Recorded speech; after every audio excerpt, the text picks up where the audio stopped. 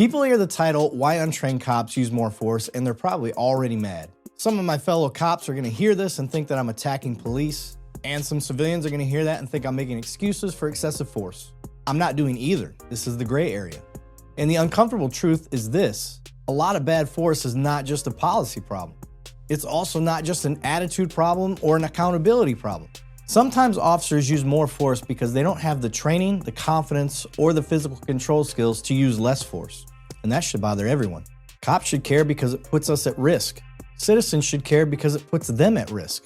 Departments should care because it creates lawsuits, injuries, it creates bad outcomes, it can destroy public trust. A badge and a gun does not make you prepared for violence. Training does. And if you choose a profession where physical conflict is almost guaranteed sometime in your career, you have a responsibility to prepare for that. This is not just a job, it's a profession. Doctors don't start preparing when they walk into their first surgery. Lawyers don't start preparing when they walk into their first trial. So why do some officers act like their physical preparation starts and ends with a short academy and some defensive tactics blocking? We cannot claim to hold ourselves to a higher standard only when it sounds noble. The higher standard also applies to preparation. I get it sounds crazy to say if you want cops to use less force, train them to fight better. That sounds insane on the surface, but what I'm really saying is not train cops how to hurt people better. What I'm saying is teach cops how to physically control people without panicking. There's a major difference between violence and control. Good grappling is not about beating someone up. It's about base, balance, position, pressure, staying calm while somebody's actively fighting against you. And all that matters. Because an officer that knows how to control a resisting person has options. And when options run out, force goes up, and that's the entire point. A properly trained officer may be legally justified to use a higher use of force. But because they are confident, calm, and technically proficient, they may be able to use a lower level of force instead. And that is what people miss. Training does not just teach officers how to fight. Training gives officers more choice before the fight gets worse. And to be clear, grappling should not make officers more eager to go hands-on. That's not the point. The point is when going hands-on becomes necessary that the officer has more confidence, more control, more options before it turns into a panic use of force. This is why grappling can become a force reducer. It's not because it makes cops tougher, it's because it makes them panic less. Here's the chain I think both cops and civilians need to understand. Undertraining creates a lack of confidence. A lack of confidence creates hesitation. Hesitation causes situations to drag out. The longer a physical struggle drags out, the more dangerous it becomes. The more dangerous it becomes, the more likely officers are to escalate force. That is how situations that might have been controlled earlier in the encounter turn into tasers, pepper spray, batons, or even deadly force situations. Sometimes people only look at that final moment and only judge that final use of force. But the problem started way earlier. It started earlier when the officer didn't have the skill to confidently control the situation when it was smaller. People think that excessive force always comes from an officer being too aggressive. Sometimes it does. But sometimes excessive force comes from officers being undertrained, unconfident, hesitant, up until the situation gets worse. Hesitation can sometimes feel safer in the moment, but hesitation can make situations more dangerous. Now, that doesn't mean that the officer should rush in recklessly. It doesn't mean that they should go hands-on over everything, and it for sure does not mean speed matters more than judgment. What it means is this: when it is time to act, skill creates decisiveness, and decisiveness can prevent chaos. A trained officer does not have to jump immediately to panicked force. They can breathe, they can recognize bad position, they can survive a bad moment, they can control the hands, wrists, feet, hips, they can wait for backup, they can slow the person down, they can make decisions from a calmer place. I'm not talking about ego confidence, I'm talking about skill confidence. Ego confidence says, I'm the cop, so I'm going to win. Skill confidence says, I've been here before, I know what this feels like, I can stay calm. That difference matters, and skill confidence keeps ego from taking over. Now, when officers don't trust their hands, they start reaching into their Batman belt. And look, tools matter. Taser, OC, pepper spray, batons, they all have their place. Even firearms, but nobody serious is saying that officers should not have tools. But your gun belt should support your training, not replace it. The problem is when the belt becomes the plan. And when an officer cannot control someone physically, every moment of resistance feels bigger. Every bad position feels like disaster. Every hand movement feels like panic. Every second feels like losing. And when an officer feels like they're losing control, the risk of emotional decision-making goes way up. That is where fear, ego, embarrassment, and anger start to drive the interaction. And I'll be honest, use of force decisions made from an emotional state rarely look good. When skill is low, ego gets loud. And we've all seen those videos where officers start calm, the person does not comply, the officer starts to get frustrated, the voice changes, the commands get louder, it starts to get way more physical, the officer can't control the person, now the tools start coming out. Now the whole thing starts to look awful, and perception these days matters. And the public's asking in earnest, why did we use so much force? And sometimes the honest answer is because we did not have the skills to use less. That's not an excuse, that's an indictment. This is a professional failure. Some of that failure belongs to the departments, and some of it belongs to the individual officers. Departments absolutely need to train more, but citizens, you need to fund it. Agencies, you need to stop pretending that a 40-hour training once a year or a few hours of outdated control tactics is sufficient and proficient for officers these days.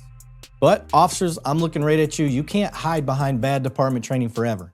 If you knew getting into this that your profession was going to have you physically have to control somebody at some point, and you know your department's not giving you enough training, at some point you have to take ownership of your own preparation.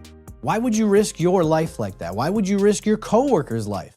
Why would you risk the citizens like that? And why would you risk your family's future like that? And honestly, why would you risk your oath like that? Because at the heart of police work, it has to come back to the Constitution. We don't swear an oath to our ego or to the badge. We sure as hell don't swear an oath to our department policy manual.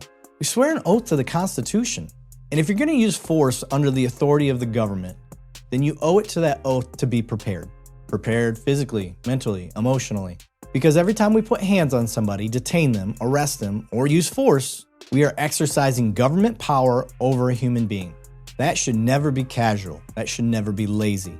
That is something that we should never treat like, oh, well, I hope the academy gave me enough training. If we're going to be serious about the Constitution, then we need to be serious about the skills that prevent unnecessary uses of force. Because constitutional policing is not just about knowing case law. It's about having control, discipline, restraint to avoid violating somebody's rights even when it gets physical. Now here's the citizen side, and citizens are not wrong to expect better. If the government gives legal authority for someone to put hands on you, detain you, arrest you, or use force, the public is not wrong to expect that person to be competent in it. If you're wearing a badge and carrying a gun and exercising state authority, the public should expect professionalism, restraint, and control. And the citizens are absolutely right to expect constitutional policing. That is not anti-police, that's the standard. When police use force, they're not acting as a private citizen. They're acting under government authority.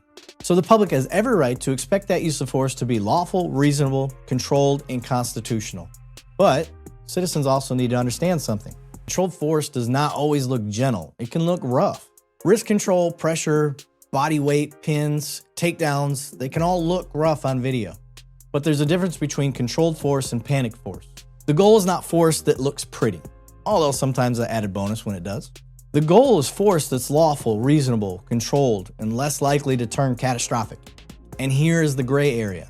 The public often expects black belt level control to officers that have only been given white belt level training. That is the contradiction. People want officers to use less force, fewer shootings, fewer bad dog piles, fewer panic taser deployments, fewer bad takedowns, and fewer injuries. I agree. But then we have to train those officers in the skills to make those outcomes possible. You cannot demand professional control and then refuse to invest in the skill set that creates that professional control. You cannot demand constitutional outcomes while ignoring the training gap that creates unconstitutional looking force. The oath matters, the Constitution matters, but honoring it under stress requires more than words. It requires preparation. And yes, there are real challenges. Training costs money, training takes time, departments are short-staffed, officers get injured, older officers may need modified training. You cannot take somebody that's 48 years old, beat up, been on the department 20 years, throw them into some hard sparring, and expect them to spring back like a 22-year-old fresh recruit. You just can't do that. It's not smart, that's how people get hurt, but this is also why it needs to start early. We need to build this into the profession from the beginning. Make it progressive, consistent, realistic. And I'm not saying every cop needs to be a black belt. That is unrealistic. I mean, hell, a Brazilian black belt takes anywhere from 8 to 16 years, just depending on your athleticism and your dedication to it. But a basic blue belt level of control, I think that's a reasonable conversation to start having. A blue belt doesn't mean you're a world champion, unless you've been sandbagging. It usually means you spend enough time under pressure to stop panicking the second things get physical. You understand bad positions, leverage, and control. You understand every struggle doesn't mean you're about to die. That matters in policing because restraint is not just a moral decision. Sometimes restraint is a physical skill. And if we want officers to use less force, then we need to train them in skills that make less force possible. So the answer is not grappling fixes policing. Grappling does not fix bad judgment, bad policy, ego, racism, poor supervision, poor hiring, or every bad cop. But it does give good cops better options. It gives officers confidence without ego, control without panic, decisiveness without recklessness, and it gives restraint that is actually backed by skill. This is where everyone has accountability. Departments need to train more, and cities need to fund better training. Officers need to take personal responsibility for their own preparation. And citizens need to understand that the kind of restraint that they want requires time, money, consistency, and skill. If the public wants less excessive force, and I think most of us do, then we cannot just demand better outcomes. We have to demand better preparation.